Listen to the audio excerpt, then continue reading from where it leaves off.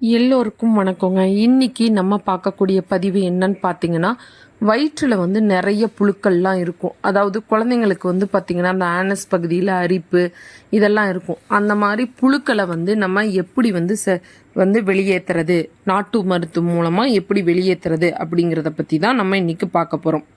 வேப்பங்கொழுந்து கொஞ்சம் எடுத்துக்கோங்க, பூண்டு 2 பல்லு எடுத்துக்கோங்க, மிளகு எடுத்துக்கோங்க.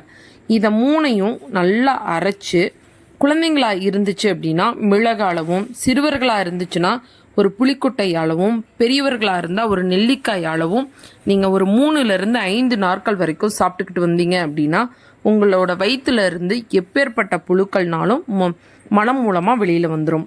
அடுத்தது பார்த்தீங்க அப்படின்னா பூண்டு ஒரு முள்ளணும், அதாவது வானிலையில் போட்டு நல்லா வறுத்துக்கோங்க.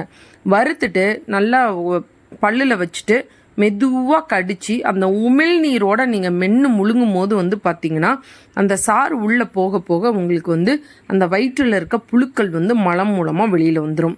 அடுத்தது வெதுவெதுப்பான நீரில் 2 to 4 துளிகள் விளக்கெண்ணெய் விட்டு நீங்கள் காலையில் வெறும் வயிற்றில் குடிக்கும் போது உங்களுக்கு பார்த்தீங்கன்னா மலம் மூலமாக உங்களுக்கு அந்த பூச்சிகள் வெளியில் வந்துடும். ஏன்னா விளக்கெண்ணெய்க்கு பூச்சியை அழிக்கக்கூடிய தன்மை இருக்குது.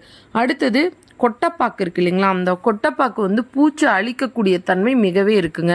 அந்த கொட்டைப்பாக்கை எடுத்துக்கிட்டு நல்ல ஒரு இடிச்சுக்கோங்க. அந்த அம்மியில் போட்டு இடிச்சுட்டு பெரியவும், சிறுவர்களாக இருந்தால் புளிக்கொட்டை அளவும், குழந்தைகளாக இருந்தால் மிளகு அளவும் எடுத்துக்கோங்க. பெரியவர்களாக இருந்தால் நெல்லிக்காய் அளவு எடுத்துக்கோங்க.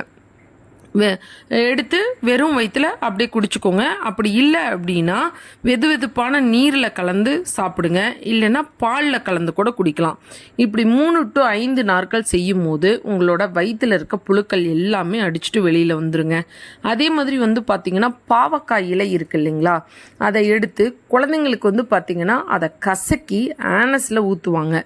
நம்ம சின்ன குழந்தைங்களுக்கு கூட அப்படி பண்ணிக்கலாம். பெரியவங்களுக்கு பார்த்திங்கன்னா அதே சேம் மெத்தடு தாங்க. பாவக்காய் இலையை அப்படியே மென்று சாப்பிட்டாலும் சரி, பூண்டு மிளகு சேர்த்து நீங்கள் சாப்பிட்டாலும் சரி.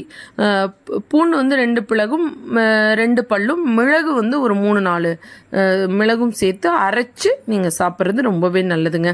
இந்த பதிவு பிடிச்சிருந்தது அப்படின்னா லைக் பண்ணுங்கள், ஷேர் பண்ணுங்கள், சப்ஸ்கிரைப் பண்ணுங்கள். தேங்க்யூ.